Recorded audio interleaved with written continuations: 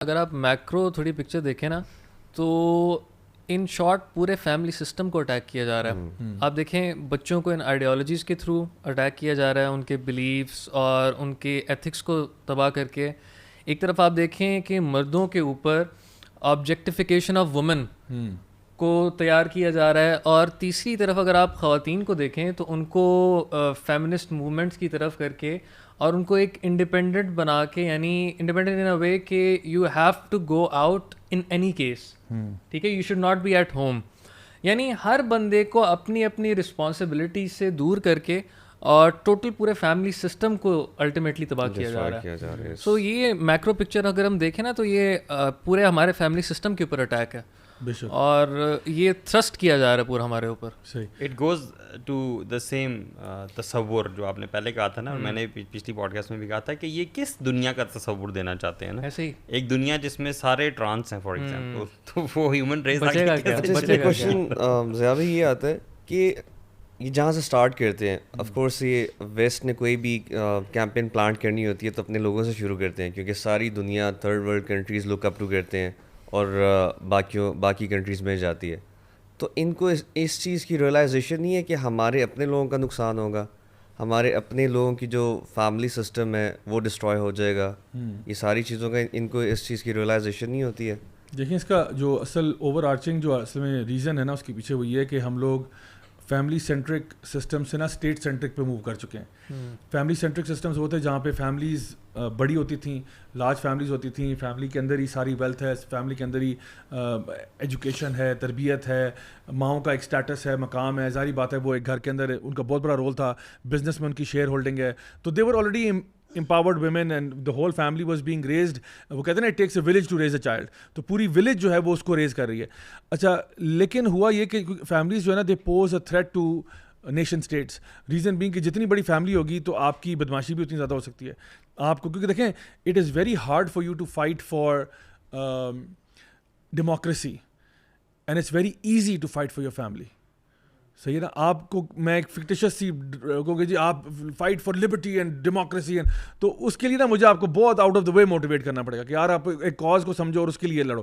لیکن اپنی فیملی کو ڈیفینڈ کرنے کے لیے نا آپ کہو گے یار ڈونٹ ٹچ مائی فیملی. آپ آؤ گے مجھے آپ سے پیسے نہیں چاہیے, یعنی آپ کوئی بندہ اپنی فیملی کے لیے لڑ رہا ہے نا وہ تنخواہ نہیں مانگ رہا ہوگا, ڈیموکریسی کی جو ہے نا لڑنے کے لیے اس کو پے چاہیے ہوگی آپ سے کہ پہلے بتاؤ پیسے کتنے دے رہے ہو.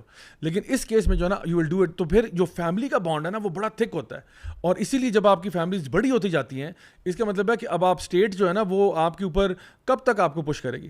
ابھی دیکھیں ہمارے یہاں پہ جو ہمارے قبائل تھے نا, فار ایگزامپل ہم کہتے ہیں جی ہم جٹ ہیں, بٹ ہیں, گجر ہیں, ارائی ہیں, راجے ہیں, خواجے ہیں, یہ بڑے بڑی ٹرائبز ہیں, ٹھیک ہے. اور اب ایک ٹرائب پورے کلین ہے, اس کے ساتھ اگر اسٹیٹ پنگا لیتی ہے تو اسٹیٹ کے لیے آسان نہیں. اور اگر 4-5-6 ٹرائبز آپس میں مل جائیں تو imagine the man power and imagine the viciousness جس کے ساتھ وہ آپ کو جو ہے نا مطلب اپوز کریں گے. تو شروع سے اسٹیٹ سینٹرک سسٹم کا ماڈل یہ تھا ڈیوائڈ اینڈ کانکر.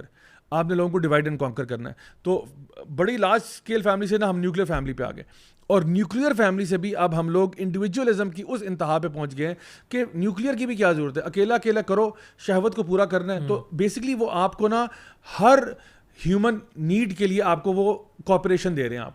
آپ پیدا ہوئے ہاسپٹل میں وہ کوآپریشن ہے, آپ ڈے کیئر میں گئے وہ کوآپریشن ہے, اس کے بعد آپ مونٹیسری میں گئے وہ کوآپریشن ہے, آپ اسکول میں گئے وہ کوآپریشن ہے, کالج میں یونیورسٹی میں کوآپریشنز ہیں, اس کے بعد آپ وہاں سے نکلے کسی کوآپریشن میں آپ کی جاب لگ گئی, اس کے بعد ساری زندگی آپ کوآپریشنز کو کنزیوم کرتے رہے.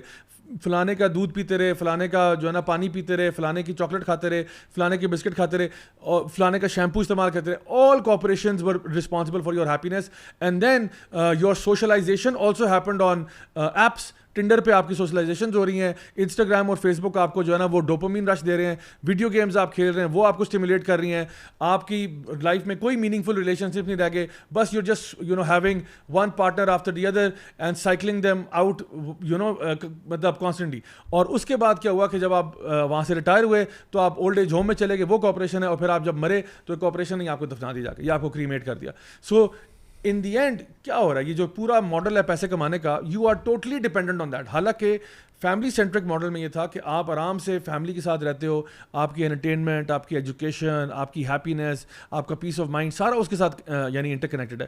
تو اس میں پھر کس نے پیسے بنانے جب آپ اپنے اوپر سیلف ریلائنٹ ہو.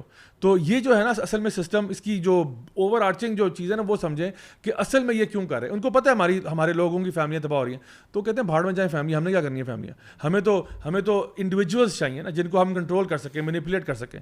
اینڈ جب آپ فار ایگزامپل آپ یہ دیکھو, چھوٹی سی مثال دیتا ہوں آپ کو, آپ ماشاء اللہ یوتھ کے ساتھ بھی کام کرتے ہیں, اسٹریٹ دعویٰ کے اندر بھی, اور آپ کو یہ کوشچن ملتے ہیں کہ یوتھ شہوت کا شکار ہو جاتے ہیں.